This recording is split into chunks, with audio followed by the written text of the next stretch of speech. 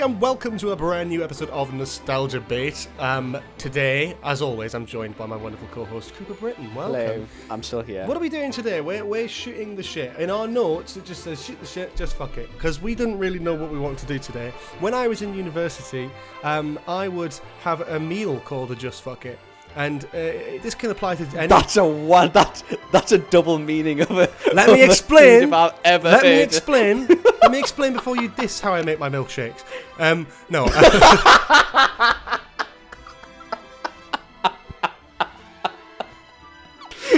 Okay. So, just fuck it in essence would be like you have ran out of proper ingredients, so you're just like this and this. Fuck it. Goes together. Why not? Right, and the worst example of this was a time where I had 6 eggs, probably more than 6 eggs, maybe 5 eggs, or maybe 5 eggs. That's not more than 6. Okay. And I had that. I had a couple of bits of bread that were slightly mouldy. And I had a head of lettuce, and I had some digestive biscuits left over, and I had some other stuff, I think, and that was right. I had chutney, and I kind of just cracked the eggs into a big pan.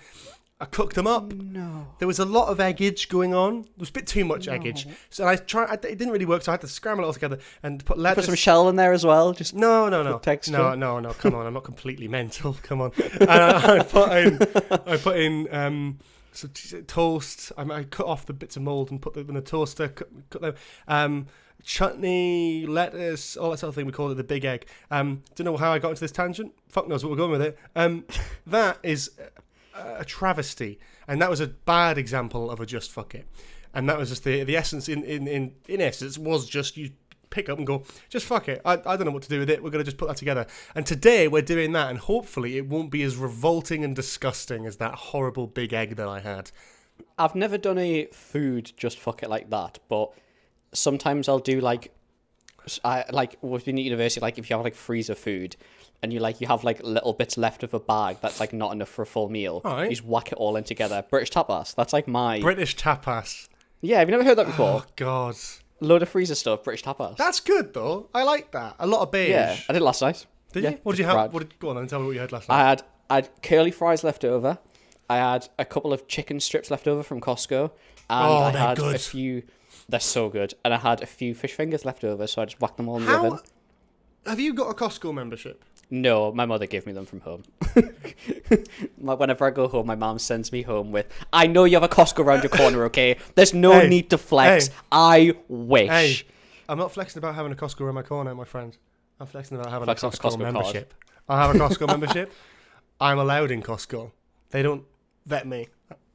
I've told you the story before about the weirdest Costco trip I've ever had in my entire life. Go on, tell me. I must have told you the story. So, me and my dad went to Costco. All we needed was 1 crate of water. Costco water's good. Good price. You have told me this. 1 crate of water. What did we come out with? 2 crates of water, 2 pairs of sandals, and a TV. The TV's too. That's you know what? Real. I would honestly do that. If I could justify having a massive TV, I'd 100%. It was I've been so tempted so many times. We got home, my mum was like, what on earth have you done? Like, what is this? Good we deal. didn't need a new TV. Good deal, though. Good deal.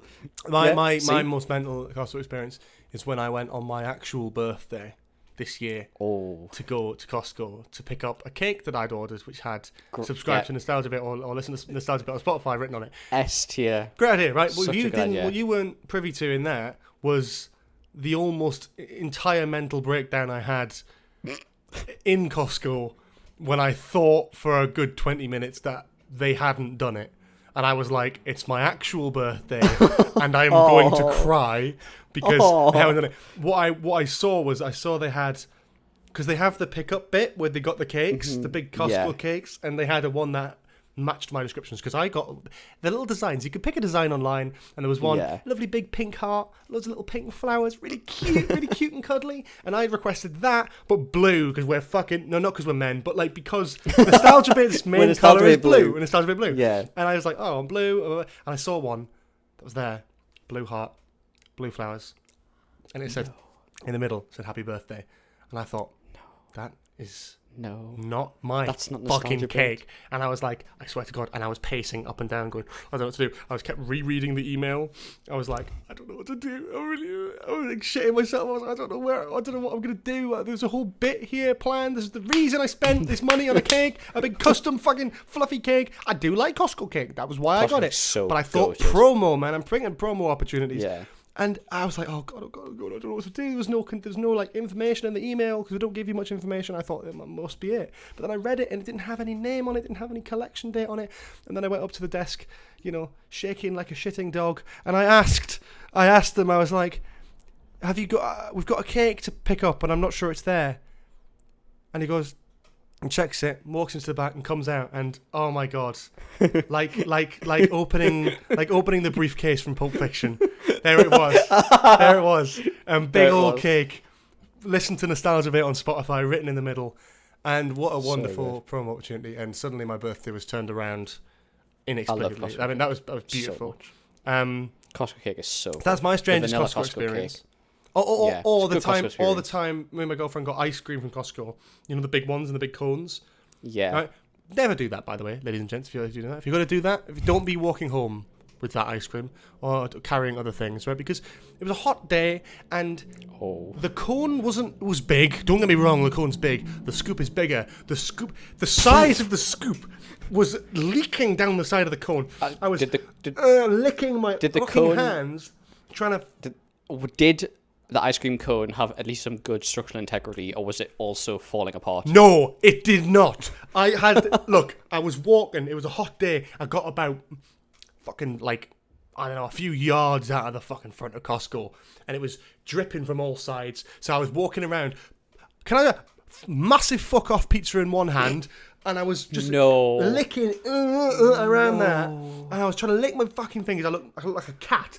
Like that. And then obviously I started bending and moving it back and forward. The cone started breaking apart. So the cone started falling apart. And I'm like, and I genuinely, that's interesting. This is two separate Costco experiences where I've almost had breakdowns over it. I've stood and I'm like, I'm...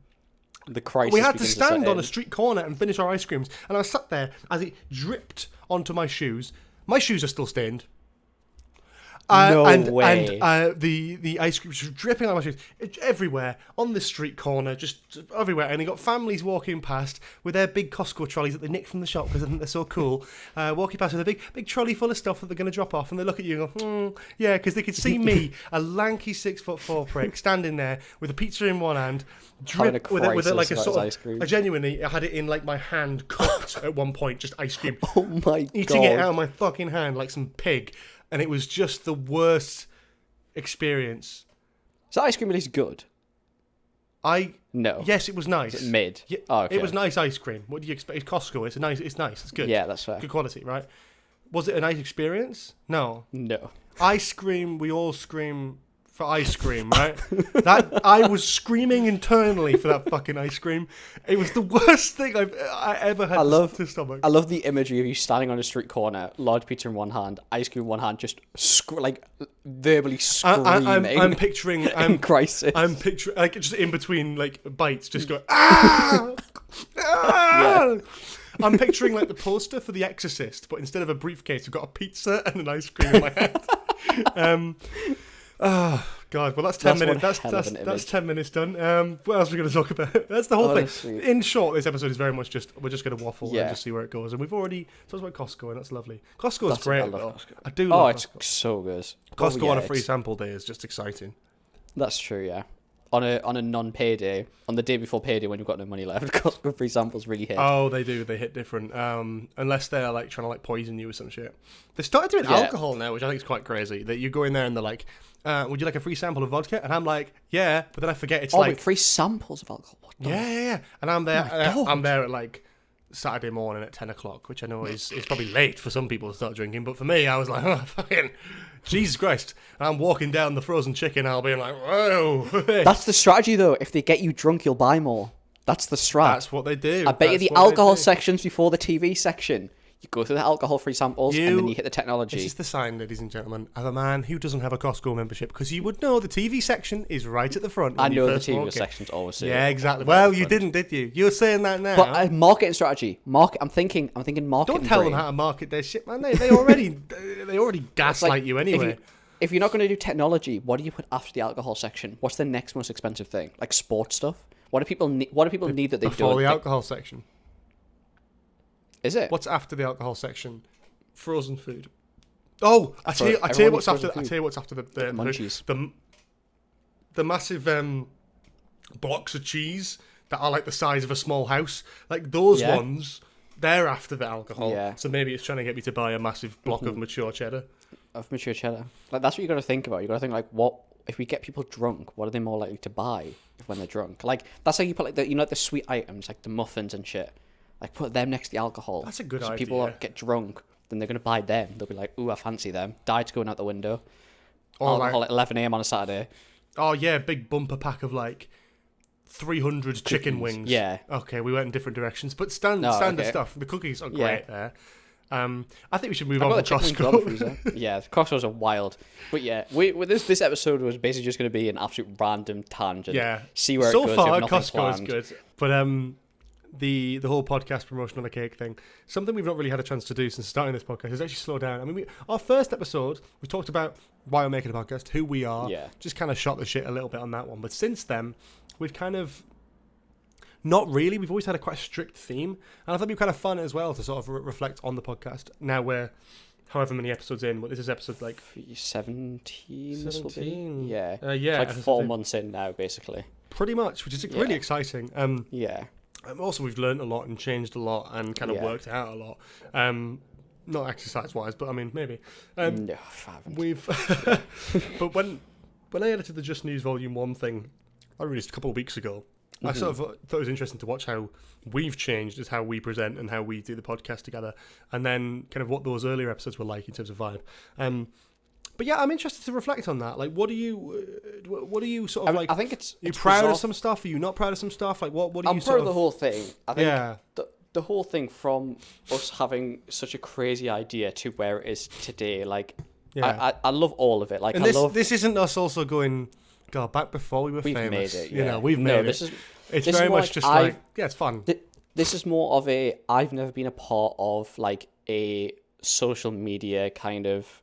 I don't even know what like a brand essentially. Like I've never built. You have your brand. You've built your brand. I've never built a brand from the ground up. I've never come into like. Obviously I've been a part of stuff before, but I've never been an integral part in its creation and its like being an integral cog in this machine. Like without one of us, these episodes don't go out. Like we both play such an integral part. Like, and I've never been a part of that kind of.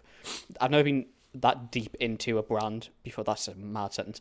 No, but it's true though. Yeah. I think it's an interesting one because you're right. I mean, the thing that I loved about this creative process is that like I've done the same sort of stuff for years, usually by myself, occasionally with someone else, but not very rarely setting up a project together with someone.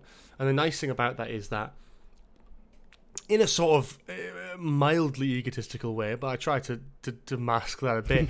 I love it because I'm doing stuff that I've done for years that I just know at the back of my hand, and I'll send it to Cooper, and you'll be like, "Oh, that's sick! That's so cool!" Yeah. And I'm like, "God, that's giving me the energy to want to do every single promotional this, bit that you've come out with. Like it's, like I can't even remember half of them. I mean, I love some of them. We've had some amazing promotions. The cake was fantastic. The cake was a daft one, though. The game posters, fantastic. The movie posters, unbelievable. Did I even post the game one? Yeah, I did.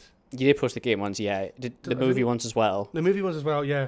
The movie ones as well were phenomenal. The DC ones. Yeah, even like the Easter egg logos. The Easter egg. That one took a while. The Easter egg. Yeah. But even like I remember, and I don't know if I spoke about.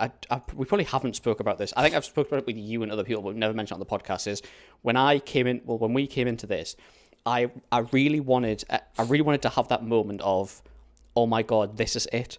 Like I really, and we obviously came up with the idea. We baffled about the logos, and I remember you sending me the logo. The logo that you see now, that's the promotional for all socials, all everything. We sat on a call initially. Yeah. And I've still got a piece of paper name. somewhere. We somewhere in my room. We recorded it. We'll have to edit some bits out, but we Yeah. recorded that initial because we wanted to sort of have a test recording, but also a recording where we could just sit down and actually chat about what the name's going to be, what it's going to be about, what the logo's going to look like. And we had lots of different logo drafts, and we did those ones, and we were sort of like, they're okay, but we're not sure. And then I think I went away. It must be the next morning or the morning after that. I think it was the next day. I found a font Yeah. and I put something together, and I was like, this looks okay. I'll send this to Cooper, see what he thinks. And you were like, and I remember having it was that moment that I wanted to have where I was like, it was because it was always like, oh, we're building around, we're doing a podcast, but it was that moment when I saw the logo and I was like, this is it. Like that was my moment where I was like, we are doing this. I obviously knew that we were doing this for real, but it's like it's that moment. It's like whenever you hear, like, I'm not saying that we're going to be a massive podcast, but you know when you hear those stories and it's like that's the moment that I knew. Like that was my moment. Yeah. That was my sweet. moment of this is what it is. Like this is perfect. This is 10 out of 10. Even though like, we were doing the logo, Yeah. we hadn't come up with a name. We were still sort of going Yeah. with Nostalgia Bait as the best one. yeah. And then that logo kind of was solidified it, I think, where it was like, okay, this is the brand. Yeah. But I remember, like, I mean, I've done this sort of stuff before. Like, it's exciting. And it's exciting, but mostly exciting to see your reaction to it, to what you sort of think. And a lot of the things earlier conversations is you pitched the idea to me to do a podcast, and I was like, I would game with it. Because I've done it before, and I have the experience on how to do it, but it sort of, I wanted to also try it again, but with a sort of new context, co-host. I've never done that before, really, properly. So it's nice. And I think when that logo came about, it was like, this solidifies the name, this solidifies the brand. The question I have, do you remember which one of us came up with a name? You. Was it me? It was you, 100%. Fuck yeah, I'll take credit for that. You came up with Nostalgia Bait. I'm absolutely certain it was. To be honest, probably on the recording.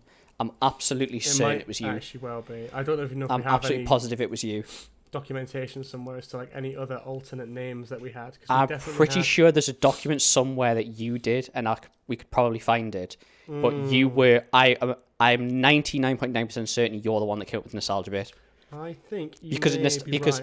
because I would never have, Nostalgia Bait wasn't it was never something I would have thought of.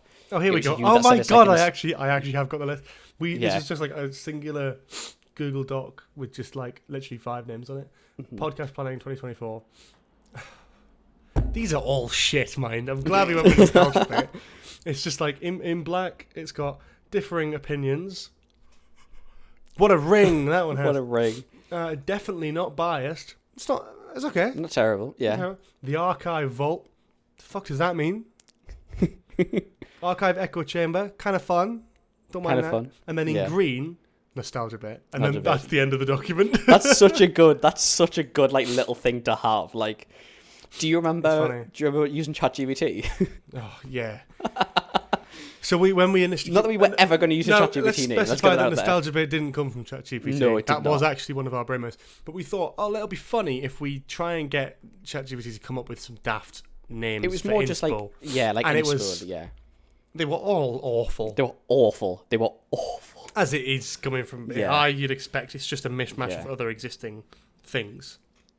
Remember, like, there was like the banter bus or something like that. Like, it was just, it was awful. It was an absolute car crash. Yeah, the banter bus can fuck off. Banter bus, But not a chance. We'll have a look at that recording at some point and pull some stuff out Yeah. of it. I'm sure there'll be some stuff in there when we hit a big milestone or something. But that's exciting. I mean, was there any sort of moment when doing this? Are there any? What's your sort of? Do you have a favorite episode? So, because mine, behind the curtain, I'm the one that edits all the episodes. It's me. If there's any issues, Can we just? Ask sorry, the sorry, fuck out of that? sorry. I did not spend all the episodes. I did not spend sorry, weeks editing not that fucking all the script episodes. reading Sorry, to be labelled as apologise. non-editor. no. Okay, I I edit most edit. of them. I edit the main. specials, I do. I edit the mainline ones. It was Yeah. all the main numbered episodes on me to Yeah. edit them. So if there's any issues, you come at me on Twitter, okay? I see you're trying to take. Yeah, that's fair enough. Yeah, that's what I was trying to go for. Only the special instances where I've been like, the script reading, I was like, I've got a vision for this. I'd really like Yeah. to have a go at this because I feel like I've got. It's also like time. you've edited for such like so much longer than I am. So for something like that, you're better without a doubt. Like even the Just News one, being able to add all those different things. And obviously, when this one comes out, this will be my second video edited episode. Cool. If that makes sense. Yeah. So it's like you've not edited video. Yeah. That's why we're doing video now. Is a lot of people wanted to sort of see that. I've done little bits in the past, but this is my first. Yeah. The reason we didn't do video initially is because one, podcasting is an audio medium, so we shouldn't need it. But also, I can completely understand because when we did, we recorded video always, so we could do stuff like the Just News highlights. So we could do stuff like the podcast clips that we put on TikTok and Instagram and YouTube. But I think a few people pointed out, they were like, "Oh, I would love to see your guys' like reactions at this point and this point, and like that'd be really fun to see." The idea was always to do video at some point. It was just to get into the rhythm first. I've had experiences, and a podcast that I kind of started a couple of years ago. I've done a few. I've been on YouTube like 10, 11 years at this point. Like I've done quite a few podcast attempts, but not taken too seriously. And Idiot's Guide to the Galaxy was one of them that I did in lockdown with a couple of uni mates from mine. It lasted 2 episodes. The reason it lasted 2 episodes, and it was a big learning curve for me, was that we decided to do that. We would record everything individually on mic, on Discord, and we'd record like high-end DSLR camera footage, all recorded, and then bring all of them separately into the editor to do. What you're seeing here, very likely for these recordings, even with videos now, is kind of, not to ruin the magic, but is essentially just OBS with both of our faces on it, with a sort of split down the middle and maybe like a little fancy graphic. But for the most part, it's done sort of in recording as opposed to in editing. And there's a reason for that. It's because, and it's the same reason I didn't do video to start with, is because I'm pretty sure I said this to you anyway. It's like, video will be great, yes. It's demotivating as fuck though, because we did the Idiot's Guide to the Galaxy, launched that with high-end DSLR, ball ache to edit. There's 3 of us, all with separate DSLRs, all which have to be synced up to their separate audio tracks, which have to be then synced up to the individual things. And then you've got 3 faces on the screen at all times.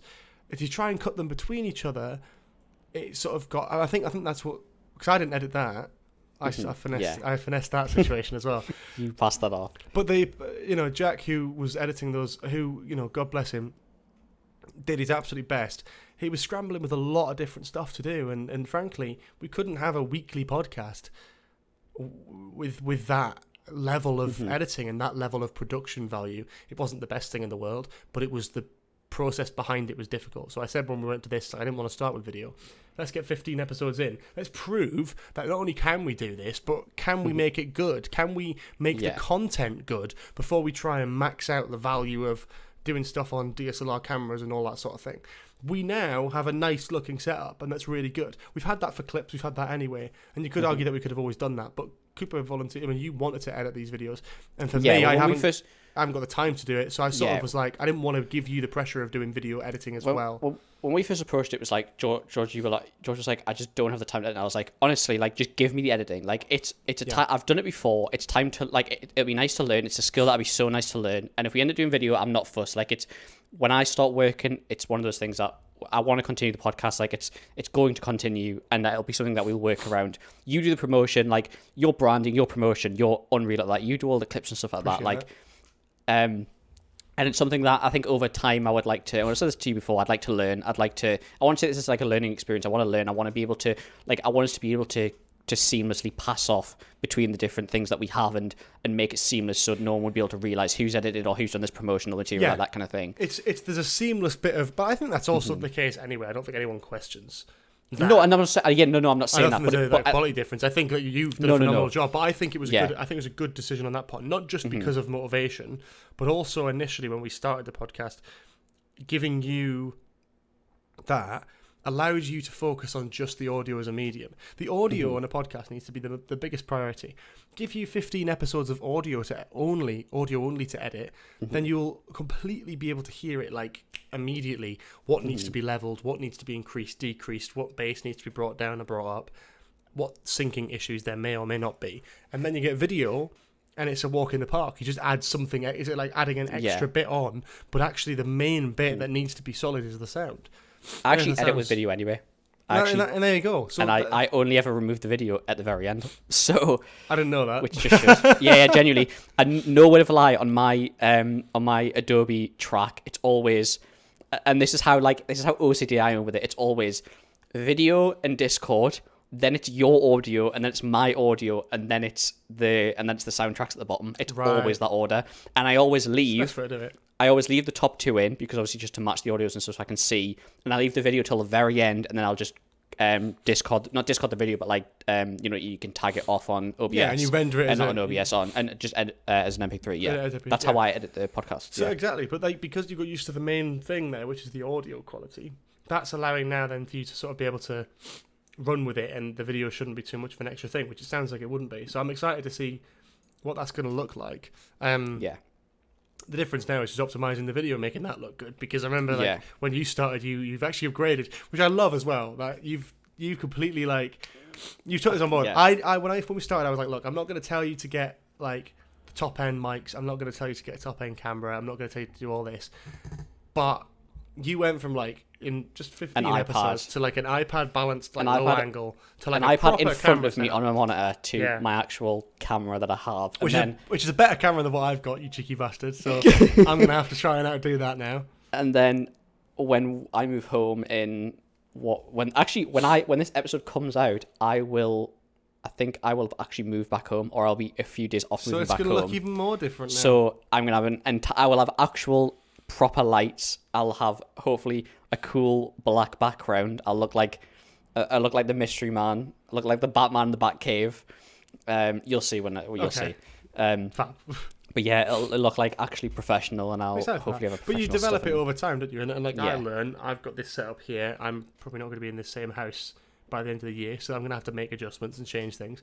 And then wherever I move to next, I'm going to have to set up a new look there. This is my favourite setup, but that's not just to do with the room. That's also to do with lighting. That's there's a lot of positioning and thought that goes into that now. Whereas at one point in time I wouldn't. I'd just sort of do it in the daytime and fuck it. Whereas now I'm closing the room off with a blackout curtain and then lighting it how I want to light it. Which my current lighting is a light above me, which is just a normal room light, and then a literal lamp in front of me. That's just a random though, but that's lamp. Fine. But that's how. Look, I did YouTube for 8 years, and I was still doing it like that. But it's the little things, isn't it? It's those things you'll remember. It's I'll remember I'll remember having stuff like this. I'll always remember doing it on the iPad. But when we used to do the podcast with you, I used to do it on my laptop. That's why the camera was slightly better. I never used to use an iPad for it. I used to do it on my laptop when we did the Star Wars episodes. So that's why it probably looked better when we did them. But I don't think it looks better than it does now. But I don't mean this camera, I mean with the iPad. Okay.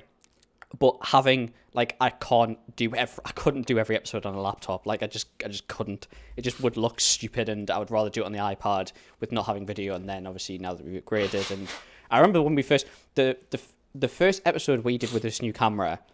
Which episode was it that we did with this new? Was it the YouTube review skits one that we did with this camera? Was that the first one? I don't know. I think it was inconsistent. I think we've recorded a few ahead and it was in the wrong order. And then your camera died halfway the camera through. died. So then we had whichever one was the one that I did with the first camera, I think is probably not my favourite to edit, but it was one of my favourites to record because I felt so much new energy having this camera. I think it was the YouTube review skits, and then I think for the Marvel one, which we recorded after that, I used the iPad. And then it was so I think the YouTube review skits one, because Duel of Fates I also had the iPad for. Okay. But the YouTube review skits one was one of my favorites to record because I just felt so. And I remember saying to you, I feel like with that episode I have so much more energy. Yep. I felt so professional. That's when I had the thing when I was turning the camera lens. You do when you see how you look and you're sort of you're conscious of that. It's a huge thing. But I think it is an exciting experience, and I think for me it's been a new experience. I've learned a lot about. My job is about YouTube and analytics and social media content anyway. So I learn a lot through that, and I've learned a lot through that when coming into this podcast, which has been great because it's been really helpful to have the knowledge of how that works and how to optimize stuff as best as I can.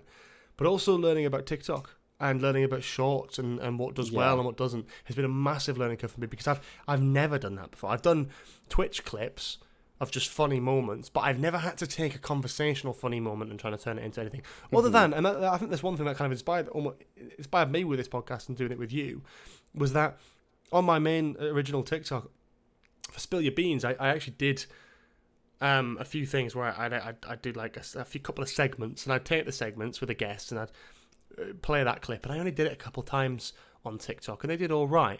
But the one TikTok clip that I posted that did really, really well was a bit of the Spill Your Beans podcast that we did, which was actually in between the fucking break. It wasn't even in the episode, and it was the us Be Real bit. It was just talking about Be Real, and that did like really well. People really connected with like 25,000 views or something on that. So the thing that I learned from that, in short, to not waffle for too much longer, is that with that, the bit that we didn't record, like Spill Your Beans was very not scripted. It was always with a guest. It was me as the one presenter and always had a guest, and I had you on a few times and then had segments with them. But what I realised is it was quite scripted in a way, because you're just talking about the specific things, you're cutting people off at the right time to go, let's talk about this. It's like a radio show. It was kind of fun. It worked. People liked it. But for this, I was like, I want this to be a podcast that I would listen to. I want it to be something funny. I want it to be something interesting and something a bit daft. I want to listen to this sort of thing. The kind of podcast I listen to are just kind of shoot the shit kind of conversations. And that's what this needed to be. And that was proved to me by that TikTok doing well, because that was in the break between, it was a conversation between us that wasn't even, it was just because I left the recording on and I looked at that footage and I went, that's actually really funny. I told a funny joke in that bit. You had a good funny moment in that, or you talked about Be Real and stuff. And that was great. And I could compile that, put that out there, and that was the clip that did the best out of all those Spill Your Beans podcast clips. So it told me that if the dynamic had to change on that, and I'll work that out. So when we did a podcast together, I was like, this is perfect, because we can do that. I think my favourite clip from all of ours is a similar one, and it's the one where your camera just wasn't the contrast view, and which was before we filmed the episode, when your camera just wouldn't focus, the contrast was so off. Sometimes the best bits are when we're just spitballing. Just had me howling. There's a great clip of us that I've got somewhere for a rainy day that I want to turn into a short, but I'm going to kind of wait. Because it's too funny, and I think you might know what I'm talking about. We were doing a mic test, and we were just saying random words. Yes. And there was a certain word that we kept repeating, which sounds really bad, actually. I could just, it's just, I think it's the word "cum." I think that's all it was. Yeah, it's great. It was a very, it was just stupid, because we were just testing our audio, and we both had that weird mind sync where we both said the same stupid fucking word, and we both laughed quite a lot at that. That's it. I realized I was recording. I was like, that's a great clip, but I'm waiting for the right moment for that one. Like, one of the things I think we both learned from doing the podcast is, like, we are now more conscious about when we record, and what time we record, and we try, and we don't want to. I know we don't usually, when we record, we don't sit down, come on Discord, hello, instantly start recording. We usually have like 15, 20, 30 minutes sometimes, just back and forth, and that builds up the energy and kind of lets us get more hyped. And then we've started doing where we watch like funny videos beforehand, because it kind of, which I love, it builds actually, the energy.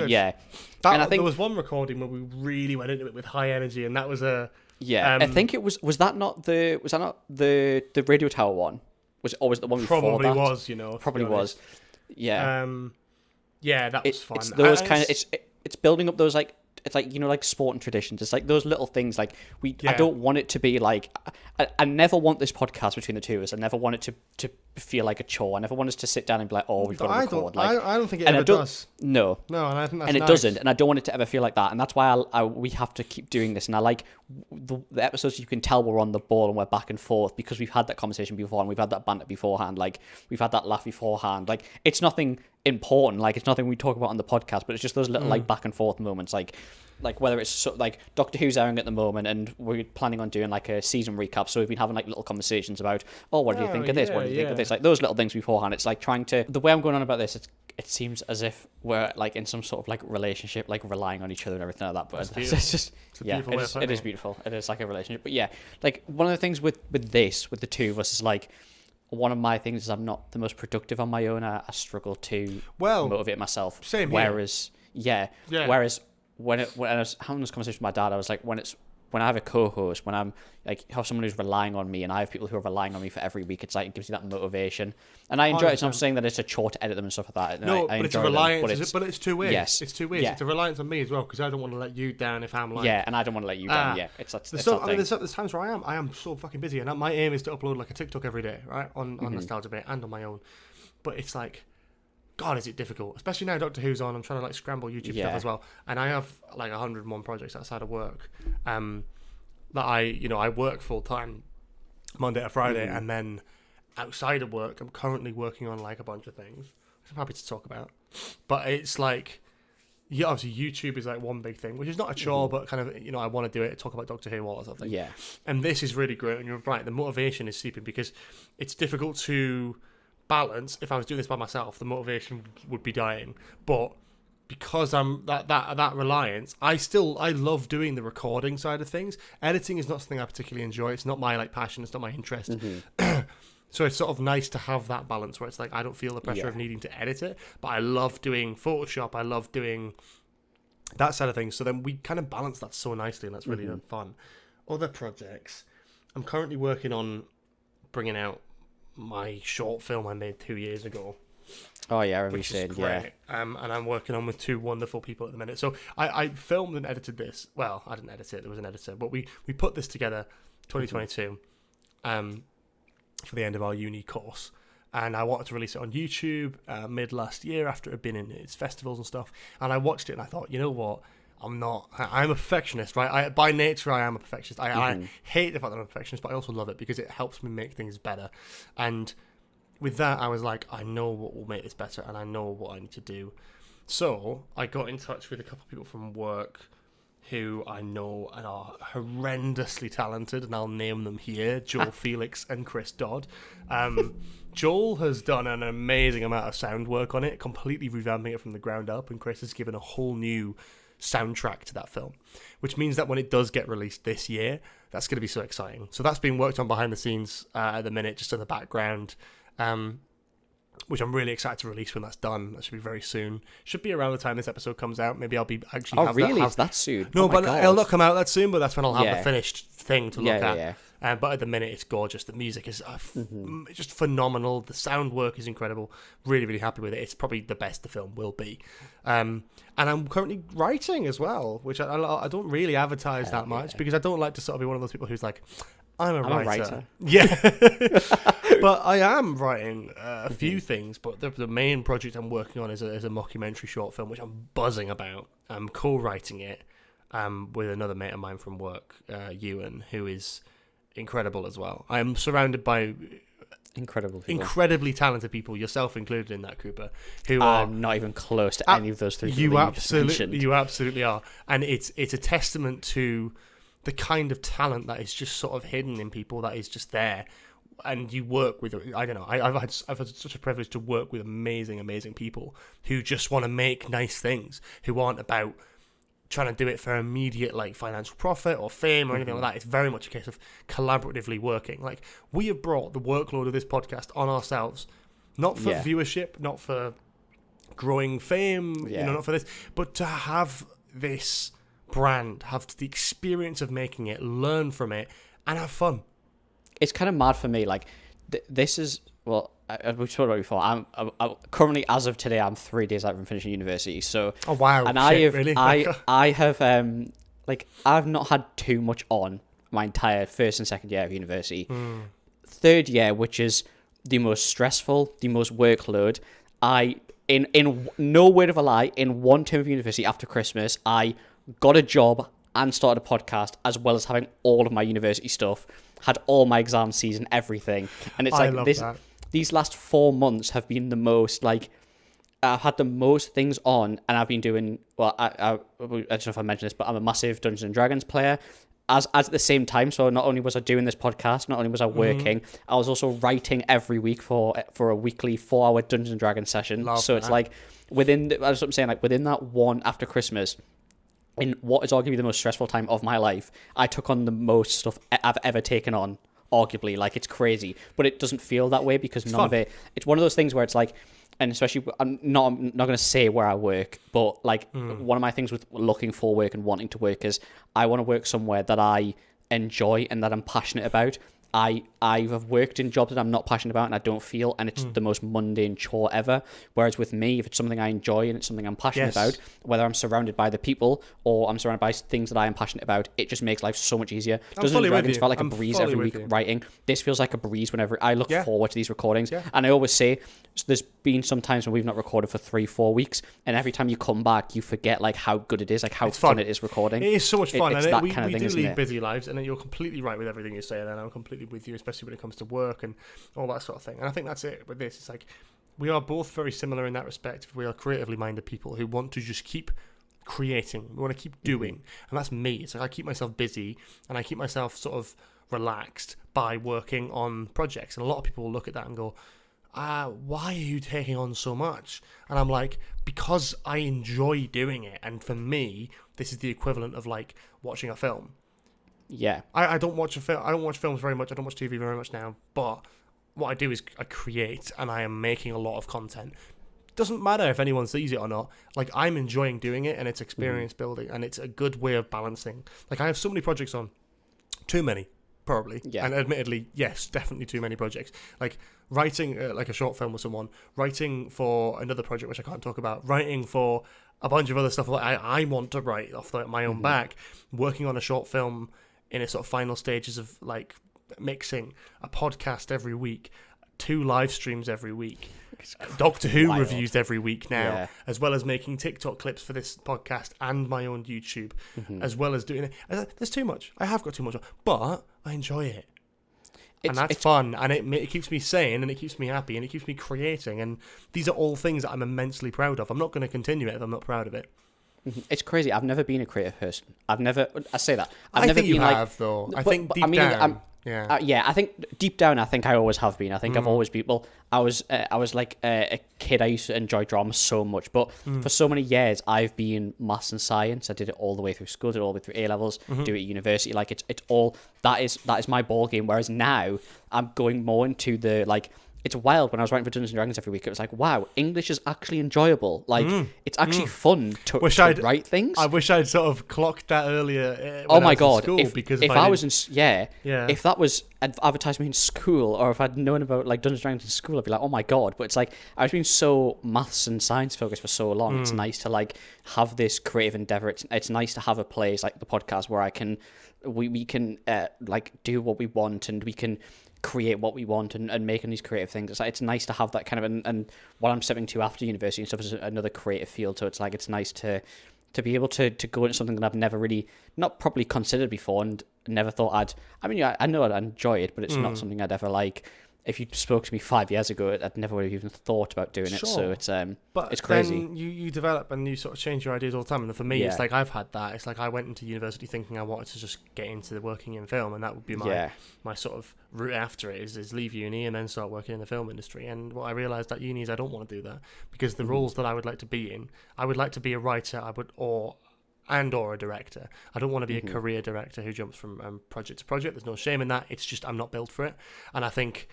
Like, I would struggle. I think if I was going to direct, I'd want to direct my own stuff, and that's just how my creative brain works. But writer primarily is what I would like to do. But writing and directing, there's no easy way to build up to that in the industry, in the film industry. You have to, if you want to be like an AD, if you want to be in camera, if you want to be in lighting, like you can do all these things, and you can start at entry level positions and sort of work up your experience and get there eventually. For me, there's no real way to do writing and directing unless you're immensely lucky, have had good experience, or rich. And for me, like, all that is look, if I worked in the film industry or whatever, even in a different role, I'd hate it. I wouldn't want to do that stuff anymore. So for me, I love presenting and I love creating content. So I'm going to be doing that for the foreseeable future. But in the background, outside of work, other than the creator content stuff, I'm going to be working on stuff like films and scripts and stuff that I really want to get off the ground and stuff that I really want to develop, so that eventually that can be sort of my career path. But like I just love what I do, and I love creating, and I'm in a job where I'm comfortable and I'm happy, and I love the people and the nature of the job to an extent as well. Like I think all of that is super, super important, and I'm glad I'm in that position so that I can come out of that work and then do stuff that I'm really, really proud of and excited about, and having the time to develop those things is so exciting. Working on stuff like films is great, and like the short film that I'm working on at the minute, like I'm hoping to get you involved on that as well, and we've talked about the possibilities of that. I'm not going to go into any details on here, but no.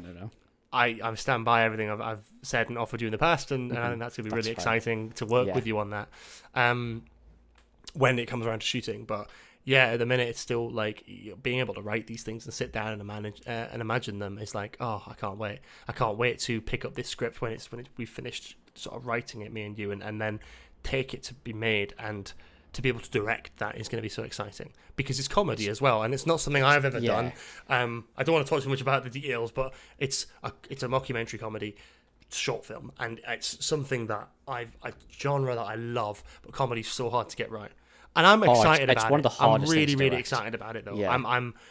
The script has been developed so much since those early stages, and I'm genuinely like, we've put it in reading rooms with people we know and different sort of people with different senses of humor, and it's going down well, and I'm excited about that because it's like, oh my god, I can't wait to get on the set and then do the other jokes that you can't write in a script, such as like little movements and little looks to the camera and little things like that.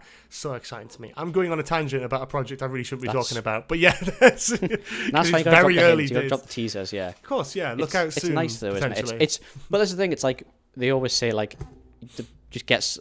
My girlfriend always says, like, when you talk about something that you enjoy, you love, it's like you can talk forever. Like, it's one of the nicest things to listen to. 100%. It's like that kind of thing, isn't it? It's like little things close to our hearts that we wouldn't really talk about them much on the podcast. We probably will once they're done. Like, yes. maybe. Well, I mean, in the future, when the film that I'm talking about, not this one, but the other one, which is already sort of filmed and shot and everything like that, and actually has been talked about out there.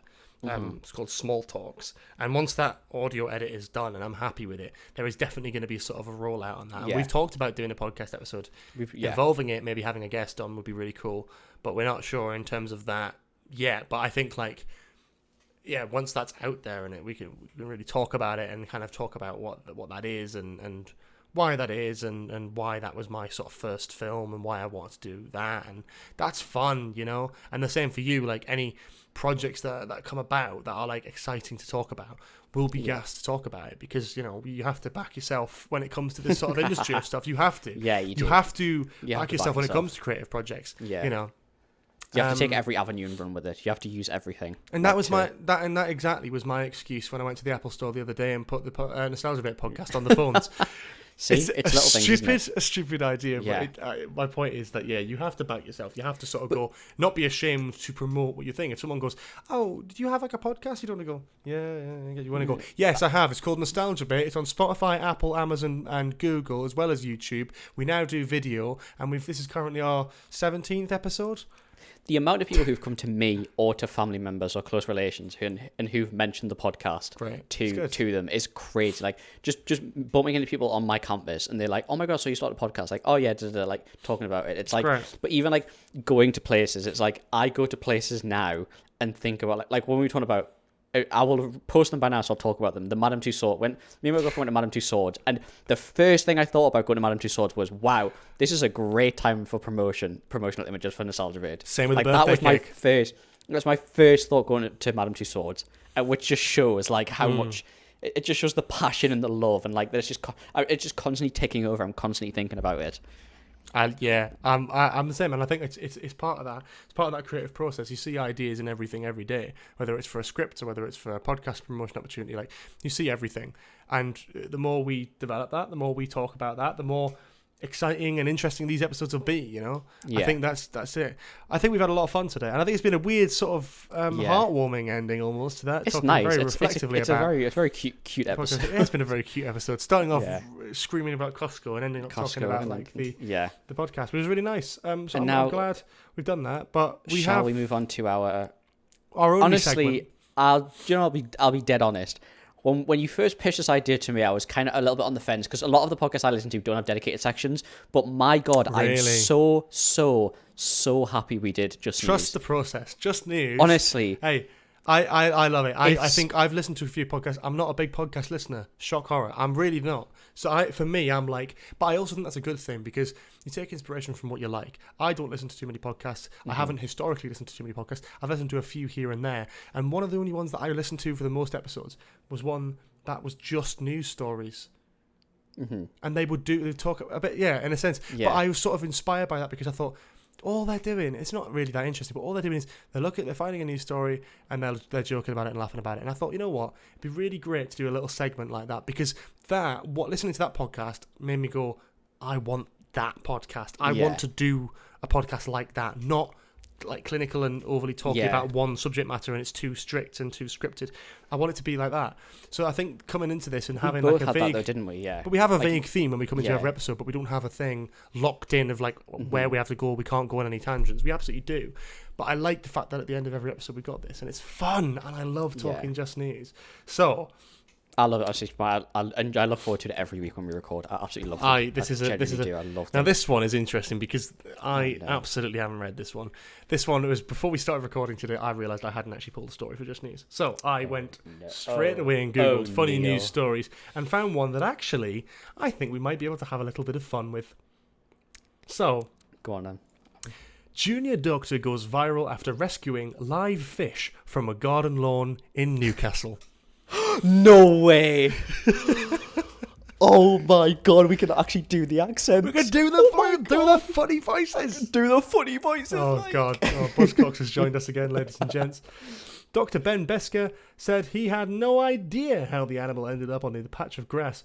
The mystery has attracted the attention of tens of thousands of social media users, and there's a picture straight away of a fish on the grass. A junior doctor who found a goldfish on his garden lawn has gone viral on social media after saying he had no idea how it got there. Dr. Ben Besker from Newcastle made the discovery on Saturday after he heard a group of magpies squawking, and went out to investigate and then spotted a fish lying on the grass. The NHS cardiology doctor rushed to retrieve the fish and placed it in the freezer drawer filled with water. What? Oh, not in the freezer. Not in the freezer. Oh, he picked up the freezer drawer and put water in. Okay. I think that's psychotic. I wouldn't admit that to the news, Newcastle. My friend. Yeah, that's Newcastle. I wouldn't be surprised.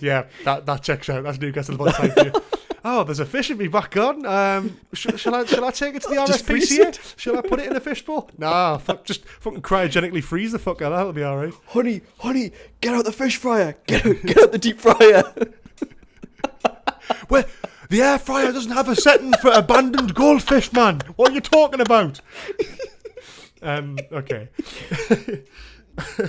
Locking the fish away from his two pet cats, Dr. Besker visited his nearest aquatic shop and purchased a tank for the fish. Oh, so he did actually. Good for him. Why? Was it alive though? It must be then. I wonder if a bird's picked it up and flown over with it. Yeah. The 33-year-old has named it Alice after a text message that he sent to a friend that autocorrected "It's alive" to "It's Alice." You know what? That's quite cool. Fair play. I like that. Dr. Besker posted about his discovery on X, formerly Twitter. I still call it Twitter. And it has now been viewed more than 19 million times, according to figures in the social network. He described the reaction as bonkers and added, "It's pretty mad, really, finding a fish on the lawn. I have no idea how it got in the garden. Then I saw this thing on the floor and I was like, what the hell? I went out and I was like, oh, as if it's an actual fish. Took a photo to send to my fiance to say, how the hell is there a fish on the floor? And then it moved. I couldn't just leave it." Wow. Oh my god, it has 21.6 million views. Really? Jesus Christ. Oh my So today I found a goldfish in the grass in my garden. It was alive, I think. And to have no ponds anywhere near, so took it inside. Interesting. Dr. Besker said he picked up a flapping fish and put it in a freezer drawer after filling it with water. We're doing this again, news articles. We can't keep repeating the same bollocks, all right? Just get to the point. It started to swim around, so it was alive. I think it was seconds from death, so it's a lucky fish. Oh my god, there is an actual photo of it. If you go on Twitter, there's videos of it. There's videos of it in the fish tank that he's bought. Of course there is. 5 minutes of fame, isn't it? Crazy. That's impressive, it's still alive. It must have been quick. Oh no. What? The fish has an account on Twitter. No, it doesn't. It does. At Alice Besker. Oh, now it's cringe. Oh. He's trying to make it a thing. It hasn't worked. Why has he shared a picture of sushi? It died. Here it is now. Oh, he's doing a whole thing that people do with their dog accounts.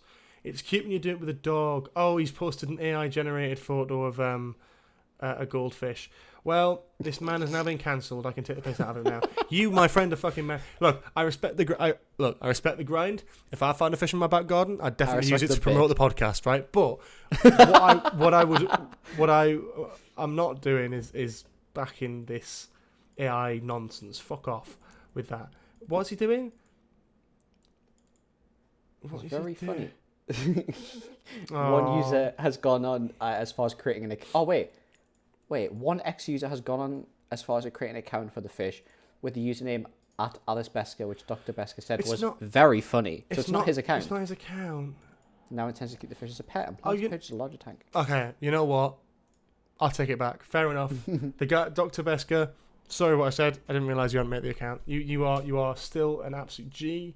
And this person who made this account is even stranger than I first thought. It would actually be more normal if you'd done it. But, yeah. See, they've made a fish tank for it. They've made a fish tank for it. They bought a fish tank for it. They've made one. No, they bought one. But if they've made one, that would be fucking impressive. I think that's all that this article says. Jesus Christ. Well, there we go. That's your fish in your tank story. A fish got dropped in the garden. Of course it's from Newcastle, man. I don't even think it was a bird that did it. Never mind the fact that it's nowhere near a pond. I think that was picked up by a charver and thrown into the garden just for a laugh. I think that was it. Do you reckon a teenager's pissed off their mum and just be like, no, that's it. I'm getting rid of your fish, and just hide it out the window?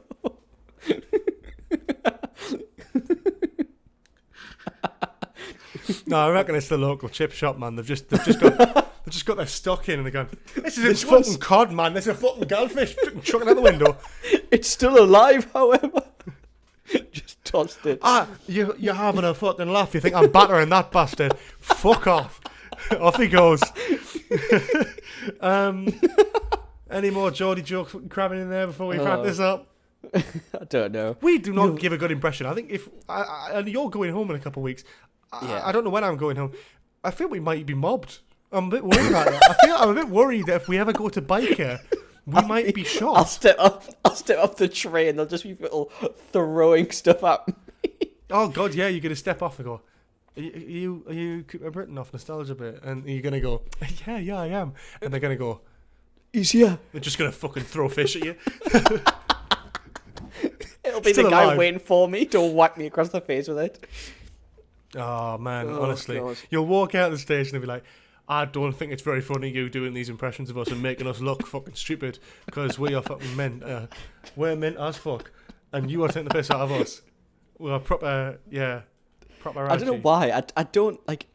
We're both from. For those who are listening, we're both from Newcastle. We're both brought up in Newcastle. Yeah. You sound like you're from Newcastle. You have the voice still. Do you think? Yeah, you've still got your accent. Do I? I mean, but then I'd do like a really, really bad impression. Cooper, you still say book. You've got the Geordie impression, man. You've got it. No, because I don't hear it. Like, I don't hear it. Yeah, but mate, compared to me. Oh, compared to you, mate, it's like night and day. I did have I do when I go home. Yeah. But there's some words that you do say that you do. The funny thing about this is, though, that my accent now is more Geordie than it is in everyday life, I think. Yeah, well, it's when you're with, like, it's because you're listening to me. When I go home, my accent goes Geordie again, but down south, it's even when we're talking now, there's some words that you say that still, you still have your home roots. You can still hear it. But I think for the most part, it's like, I don't know, it's odd. I don't know why my accent does what it does, but now I'm thinking about it, it's going posher. For me, it's my dialect. It's my, like, the words that I say. I remember in first year of uni, there was a Spanish lad that I lived with, and we were walking somewhere, and I went, whoa, it's canny cad like, and the look I got. Yeah, and not being funny, but rightfully so. But maybe that's me moving though. Maybe that's you. Yeah. But my thing I always say was I can't do the Geordie accent like at work or uni, and I had to adapt because it just saves time. Oh, yeah. Because people just have to go, what do you say? And then I have to repeat myself anyway. So now I have to talk proper English like. And then And then, yeah. But I feel like, look, if you're from Newcastle, don't be offended. We love you. It's all from a place of love. I love. And since moving away, I've please so much admiration for please it. Don't mug me when I get off the train. Don't mug me. Don't throw live fish at me. Don't steal our radio towers. Don't nick ice cream vans and start like making Ralph references. Don't punch horses. Don't punch horses is a good one. Don't punch horses. It's a good one. And up the lads. Big. Why I? Not that I'm a Newcastle fan, but Cooper. Yeah. You are a Newcastle fan. Now I'm gonna get killed. Now I'm gonna get swarmed at the station. No, but I know full well what you're saying is that you don't support football, but when you did, you supported Man United, you fucking traitor. But because now you don't support Newcastle. Oh, Yeah. you don't support football. You should just say, why I support Newcastle. Yeah. There's a reason behind it, but Do you that's drink for a brown different ale? episode. I've never had it. I'd like to try it. I've never had it. Do you know what?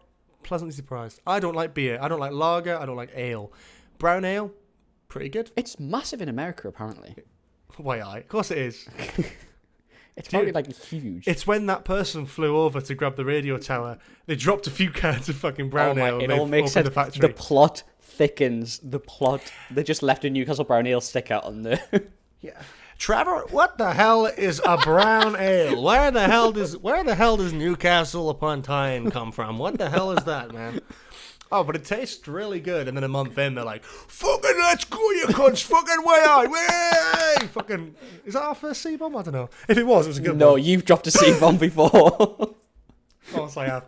Anyway. I'm sure you have. Anyway. Thank you so much for listening to this episode of Nostalgia Bit. If you're listening on Spotify, give us a lovely 5-star review, rating, whatever you want to call it.